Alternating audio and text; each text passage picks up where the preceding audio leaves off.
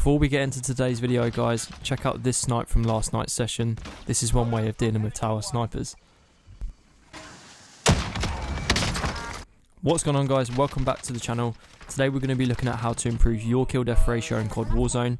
Now I guess the obvious tip here is to try and improve your aim, however not all of us have time to sit on reaction time apps or put hundreds of hours into bot lobbies. I'm going to be breaking down my top tips and show you examples of where and how you can use them. If you enjoyed today's video or learned something new, please consider hitting that like button and subscribe for more Warzone. The main focus for me in Warzone is movement and positioning. Now this is something that top players will always be conscious of in Warzone. Here you can see a good example of a 1v3 situation by simply moving position every time you shoot. You can get the advantage over other players. Even with a silencer, this is very important to change your position every time you shoot. Squads communicate so well now that you will be called out every single time, so making sure you're not marked on the map by someone's ping is really important. Oh shit, someone here! It's one shot. You need to get me quick if you're gonna revive it. I've got you! Oh my god. Now in this clip here, as you can see, using a Semtex or grenade is a good use of buying some time. There's the reposition. Play up quickly. Now you've got your opportunity. So just playing some duos here, and this is another example of positioning. The eyes are on my teammate Testy whilst I come in from a slightly different angle, not directly behind him. Tell me when. I'm gonna down one. He's one shot. Which gives us an easy team wipe. Using your positioning to break the line of sight in open areas as simple as using a lamppost can gain you a slight advantage before taking your first shot on a squad. Yeah, sniping the other side of the room. Shot. Now this is one of my favourite clips recently that we've captured, and this is a really good example of using cover and positioning. So my teammate Tessie goes down in a very open area.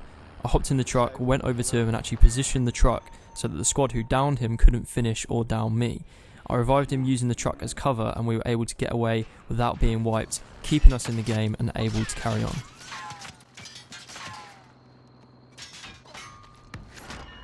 And as you can see, our truck was getting absolutely battered on the way out. I don't think that team were very happy with that little getaway, but it's a really good example. Slightly different clip here, so as you can see, the team have got a bounty on us, and this is just a nice example from getting in the car. The car is a really good way of changing position. A lot of players don't expect you to get out as quick as that, and then it's just a case of using the garage as cover to get the down. And then as you can see, pretty much straight away after, I ran into another player whilst I was mid armor, and then using the garage as cover, jumped back around, then used pre-fire to get him down. And for those who don't know, pre-firing is literally firing before you can see someone, if someone knows where you're positioned or you've got less armor than someone. Now this was quite a hectic drop, so it's just a case really of getting a gun as soon as possible, but as you can see in just a second, I actually use the wall as cover when I'm running back away when I pick up the RPD, and then I'm able to get the down. We don't manage to get both of them, but it's just that movement which breaks the line of sight and he doesn't expect it. Here we've got another 1v3 situation, again waiting for the player to come up, and the clip really is at the end here when we actually jump back down and follow them down. People don't expect you to move off of the ladder, they expect you to stay up there. That's how we manage again to get the 1v3. And you know your window, especially when you've got them blue or you've got them weak on armor, then you can jump down and be confident you can get the down. Players simply won't be expecting you to jump down from that ladder, that high spot, as everyone normally does.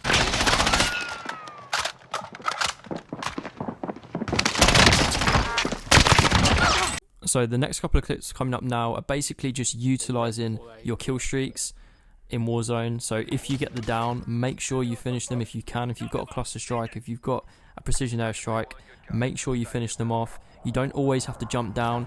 As you can see here, we get the double kill. As he goes to revive him, the airstrike then takes both of them out. Now this is obviously especially easy when you're sniping. If you manage to get that headshot, the player doesn't expect to get down straight away. That's his mate. Ah, got him. Now you can go one better with the airstrikes and the cluster strikes. Use them inside the building. That will flush them down. down the ladder, back down the stairs, and then you can get the chance to finish them rather than trying to kill them on the high ground. Now, this next clip is to do with what some players might call gatekeeping.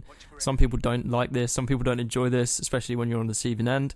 But it's a good way of, again, using your positioning to your advantage, getting in the circle, getting some decent cover, and then as you can see, we managed to actually wait for these two teams to come together. Then we managed to get a squad wipe on both, rather than getting involved in a three-way fight. Because you know at the end of the day, the teams have to come to the circle. If the circle is on its way in, you know you can get some good positioning and they have to come to you. The last thing you want to be doing is trying to fight on the edge of the circle or in the gas. Now this next clip is a bit more advanced, but it's a really good tip. If you're in a building, you've got a teammate down, there's another team really close by. When you go to revive them, they will hear that, they'll jump out, they'll come down, trying to get the finish whilst you're not shooting, and just simply back away. You've got half a chance to get a squad wipe like we did just here. I've got you.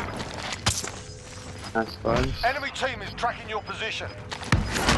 Now, I know some of you won't like this clip using the RPG, especially inside in a building, but as you can see, we are getting pressed by a triple threat, so our threat is top. We know the team are going to be pushing us now. Now, they're going to be expecting you to be sat on the top, looking at the door, looking at the top stairs, but instead, we're in a position where they don't expect us, and we almost get a squad wipe here, we get a double kill. The whole point of this clip, again, is just positioning. You're in a position where they don't expect you to be, rather than just being sat at the top, where everyone's going to be looking at that door. That's where everyone normally sits. So that just brings me on to the last clip, guys, where we do manage to get the win here with the FFAR. Again, just wanted to reiterate the points. So positioning is so important. Every single time you shoot, make sure you move. Do not sit in the same spot. Even if you've got a silencer, players will know where you are. They will ping your position. Players communicate so well now. Make sure you keep moving and keep on the move every single time you shoot. That is so important. Being in a position where players don't expect you to be, that will give you an advantage straight away. I hope you guys have enjoyed this video. If you have, please leave a like. Subscribe for more Warzone. Thanks for watching, and I'll see you in the next one.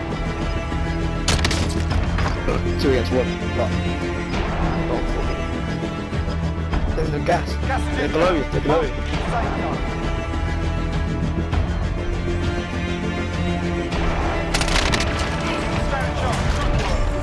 Yes, Rocky. Yes, Rocky. First game. First win back. Mate, I won a few games with you over there.